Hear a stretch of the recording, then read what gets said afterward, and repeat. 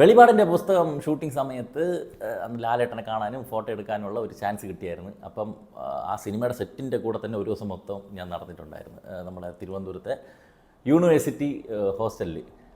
അവിടെ ആ കോളേജ് പിള്ളേരുടെ കഥാപാത്രങ്ങളുടെ കൂട്ടത്തിൽ ജൂനിയർ ആർട്ടിസ്റ്റായിട്ട് കണ്ട ഒരു മുഖമാണ് വെങ്കടേഷ്. അപ്പോൾ കണ്ടപ്പോൾ തന്നെ ഒരു പൃഥ്വിരാജിൻ്റെയൊക്കെ ഒരു ഛായയുള്ള ഒരു അത്യാവശ്യം ഒരു സ്ക്രീൻ പ്രസൻസ് ഫീൽ ചെയ്യുന്ന ഒരു ആളായിട്ട് എനിക്ക് തോന്നിയിട്ടുണ്ടായിരുന്നു. ആ വെങ്കി ഇപ്പോൾ വിജയ് ദേവരകൊണ്ട എന്നുള്ള ഒരു സൂപ്പർ സ്റ്റാറിൻ്റെ വലിയൊരു പടത്തിൽ മെയിൻ വില്ലനായിട്ട് കാണുമ്പോൾ ഉള്ള ഒരു സന്തോഷവും അഭിമാനവും ചെറുതല്ല.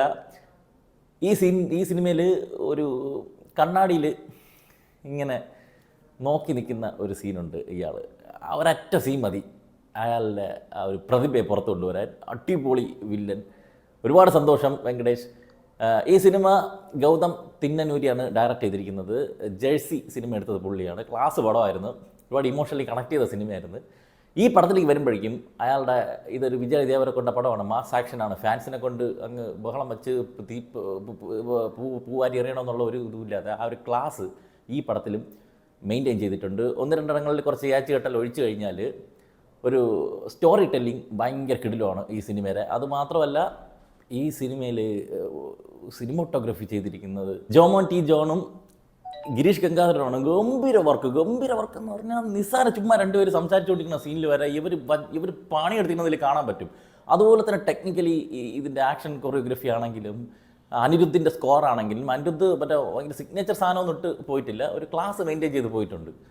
അടിപൊളിയായിട്ട് നമുക്ക് തിയേറ്ററിൽ എക്സ്പീരിയൻസ് ചെയ്യാവുന്ന രീതിയിൽ ടെക്നിക്കലി സിനിമയിൽ മികവ് പുലർത്തിയിട്ടുണ്ട്. ഫസ്റ്റ് ഹാഫിലെ ഒരു ബോട്ടിങ്ങിൻ്റെ ചേസ് സീനായാലും അല്ലാതെ ഒരു ബ്രിഡ്ജിൽ നടക്കുന്ന ഒരു ഇൻസിഡൻ്റ് ആണെങ്കിലും ക്ലൈമാക്സ് ഇടുന്ന പോർഷൻസിലാണെങ്കിലും ആ ഫൈറ്റും ആ ഒരു കൊറിയോഗ്രഫിയും അവിടെയൊക്കെ വിജയ് ദേവരകൊണ്ടയുടെ ഒരു സ്ക്രീൻ പ്രസൻസ് ഒക്കെ നന്നായിട്ട് യൂട്ടിലൈസ് ചെയ്തിട്ടുണ്ട്. ഒരുപാട് സീനുകൾ നന്നായിട്ട് ഫീൽ ചെയ്ത്. എന്നിരുന്നാലും ഒരു ഹൈ മൊമെൻറ്റ് ഒന്നും വലുതായിട്ടൊന്നും പറയാനൊന്നുമില്ല. ഒരേ ഇതിലങ്ങ് പോവേണം. ഇടയ്ക്കിടയ്ക്ക് കുറച്ചെടുത്ത് സെക്കൻഡ് ഹാഫിൽ ഒന്ന് രണ്ടിടത്ത് ലാഗ് എന്ന് ഒഴിച്ചു കഴിഞ്ഞാൽ നല്ല നീറ്റ് ആൻഡ് ക്ലീൻ ആയിട്ടുള്ള ഒരു പടം. നമ്മൾ സാധാരണ തെലുങ്കിൽ വരുന്ന മാസ് ആക്ഷൻ പടങ്ങൾ വച്ചിട്ട് ഈ സിനിമ കമ്പയർ ചെയ്ത് നോക്കുമ്പോൾ എന്തുമാത്രം മേളിൽ നിൽക്കുന്നതായിട്ട് നമുക്ക് ഫീൽ ചെയ്യും. ഇതിൻ്റെ കഥയൊന്നും വലിയ പുതുമയൊന്നുമില്ല. ടെംപ്ലേറ്റൊക്കെ ഉള്ള കഥ തന്നെയാണ്. കുറേ മറ്റേ 1000-ലൊരുവൻ കാർത്തിയുടെ പടത്തിലൊക്കെ വളർന്ന കുറേ സാധനങ്ങളുണ്ടായിരുന്നു. ഇതിലൊരു പൊളിറ്റിക്സ് സംസാരിക്കുന്നുണ്ട്. പക്ഷേ ഞാൻ പറഞ്ഞില്ലേ, ആ വേ ഓഫ് സ്റ്റോറി ടെല്ലിംഗ് അടിപൊളിയാണ്. ഒരു അസ്വാഭാവികമായിട്ടുള്ള ഭയങ്കര ട്വിസ്റ്റോ കാര്യങ്ങളോ ഒന്നും സംഭവിക്കുന്നില്ല. പക്ഷേ നല്ല രസമാണ് ഇത് കണ്ടുകൊണ്ടിരിക്കാൻ വേണ്ടിയിട്ട്. അതുപോലെ മെയിൻ ക്യാരക്ടേഴ്സിനെ എഴുതി കൊടുത്തിരിക്കുന്നത്, അവർക്ക് ആർക്ക് ഡെവലപ്പ് ചെയ്തിരിക്കുന്നതൊക്കെ നന്നായിട്ട് തന്നെ വർക്ക് ചെയ്തിട്ടുണ്ട്. അത് ഒരു ത്രൂ ഔട്ട് വിജയ് ദേവരകൊണ്ടയെ ഫോക്കസ് ചെയ്ത് ഒരു വൺ മാൻ ഷോ ആയിട്ട് കൊണ്ടുപോയിട്ടില്ല. എല്ലാവർക്കും ഒരു സ്പേസ് കൊടുത്തിട്ടുണ്ട്. പിന്നെ നടിയുടെ ഇത് ക്യാരക്ടർ മാത്രം ഒരു മാസ് മസാല പടം വരുമ്പം ഒരു ചുമ്മാ സൈഡിലൊരു നടി വേണമല്ലോ, ഒരു പാട്ടിനും ഡാൻസിനും. ഇതിൽ പാട്ടും ഡാൻസൊന്നും കൊടുത്ത് ഒന്നും പോയിട്ടില്ല. പക്ഷേ ഇവർ തമ്മിൽ കാണുമ്പോൾ തന്നെ ഭയങ്കര സീരിയസ് ആയിട്ടുള്ള ടോക്കാണ് നടക്കുന്നത്. എന്നിട്ട് കുറച്ചു നേരം കഴിഞ്ഞപ്പോഴേക്കും ഈ അവളെ മടി കിടക്കണം. അതെന്ത് സ്ഥാനമാണെന്ന് എനിക്ക് മനസ്സിലായില്ല. കുറേ നന്നായി ഒന്നും ഇല്ല. ഈ ചുമ്മാ ഇതിൻ്റെ ഇടയിൽ കുറേ ക്രിഞ്ച് പ്രേമം കൊടുത്തിട്ട് നശിപ്പിച്ച് വെച്ചിട്ടില്ല. അതുപോലെ തന്നെ ചേട്ടാ അനിയ എന്നും പറഞ്ഞിട്ടുള്ള ഒരു രംഗമുണ്ട്. ഈ രംഗത്തിൽ ഇവൻ നേരിട്ട് പോയി പറഞ്ഞാൽ പോരെ, ഇവ ഇത്രയും വലിയ ഷോ കാണിക്കണം എന്തിനാണെന്നുള്ള ഒരു ഒന്ന് രണ്ട് ഏച്ച് കെട്ടൽ അവിടെ ആയിട്ട് അങ്ങനെ ഉണ്ട്. അതുപോലെ ഒന്ന് രണ്ട് സാധനങ്ങൾ ഉണ്ട്. അത് ഒഴിച്ച് ചേർത്തി കഴിഞ്ഞാൽ നമുക്കൊരു പവറുണ്ട് സിനിമ കണ്ടുകൊണ്ടിരിക്കാൻ വേണ്ടി. വിജയ് ദേവരകൊണ്ട ഒരു റോ ലുക്കിലാണ് വന്നിരിക്കുന്നത്.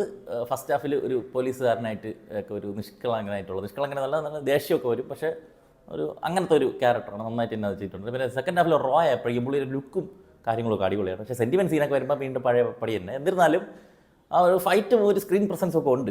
രസമായിട്ട് തന്നെ ചെയ്തിട്ടുണ്ട്. പിന്നെ സത്യദേവ് ഒരു ഘട്ടത്തിൽ ഇയാളെക്കാളും കുറച്ചുകൂടി മേളിലാണ് ഈ കഥാപാത്രം ഈ സിനിമയിൽ പോകുന്നത്. ഇദ്ദേഹത്തിൻ്റെ ചേട്ടനായിട്ട് വന്ന സത്യദേവ്. അതായത് നമ്മളെ ഏതാ പടം ഇതിൻ്റെ ലൂസിഫറിൻ്റെ തെലുങ്കുണ്ടല്ലോ, അതിൻ്റെ ബോബി ആയിട്ട് വന്ന അവൻ കുട്ടില പെർഫോമൻസും നല്ല സ്ക്രീൻ പ്രസൻസും ഒരു ഓറയൊക്കെ ഫീൽ ചെയ്തിട്ട്. പിന്നെ ഭാഗ്യശ്രീ ബ്രോസാണ് നായികയായിട്ട് വന്നിട്ടുള്ള. നായിക എന്ന് പറയാനുള്ള ചുമ്മാ ഒരു. പിന്നെ നമ്മളെ മലയാളത്തിൽ നിന്ന്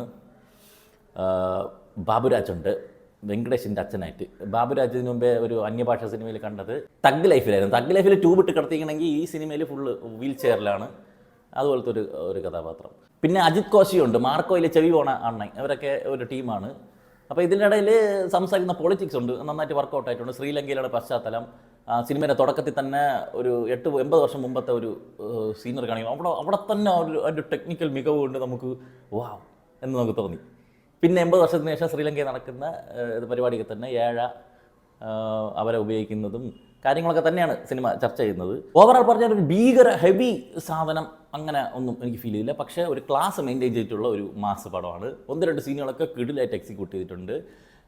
1-2 കുറച്ച് വലിച്ചിലൊഴിച്ച് കഴിഞ്ഞാൽ ബാക്കി ഫുൾ ടൈം സിനിമയിലേക്ക് കണക്റ്റായിരുന്ന് കാണാൻ പറ്റിയിട്ടുണ്ട്. നല്ല രീതിയിലുള്ള ഒരു സ്ക്രീൻ പ്ലേ സിനിമയ്ക്കുണ്ട്. അതുപോലെ തന്നെ അതിൻ്റെ സ്റ്റോറി ടെല്ലിങ്ങും അടിപൊളിയാണ്. നല്ല രീതിയിൽ ഡയറക്റ്റ് ചെയ്തിട്ടുണ്ട്. അങ്ങനെയൊക്കെ നോക്കുമ്പോൾ നമ്മൾ ബാക്കിയുള്ള തെലുങ്ക് മാസ് പടങ്ങളൊക്കെ വെച്ച് കമ്പയർ ചെയ്ത് നോക്കുമ്പോൾ വളരെ മികച്ച് നിൽക്കുന്ന ഒരു സിനിമയായിട്ടാണ് എനിക്ക് കിങ്ഡം അനുഭവപ്പെട്ടത്. ആമസോൺ, ഫ്ലിപ്കാർട്ട്, അജിയോ, മിന്ത്ര മുതലായ ഓൺലൈൻ ഷോപ്പിംഗ് സൈറ്റുകളിലൊക്കെ കുറേ ഓഫർ ഡെയിലി വരുന്നുണ്ട്. അപ്പോൾ നിങ്ങൾ അറിയാതെ പോകുന്ന അത്തരം ഓഫറുകളൊക്കെ നമ്മുടെ വാട്സാപ്പ് ചാനലിൽ റെഗുലർലി അപ്ഡേറ്റ് ചെയ്യാറുണ്ട്. അപ്പോൾ താല്പര്യമുള്ളവർ നമ്മളെ വാട്സാപ്പ് ചാനൽ ഒന്ന് ഫോളോ ചെയ്തോളൂ. ലിങ്ക് ഫസ്റ്റ് കമൻറ്റിൽ പിൻ ചെയ്ത് വെച്ചിട്ടുണ്ട്. എന്തരാ വരട്ടെ.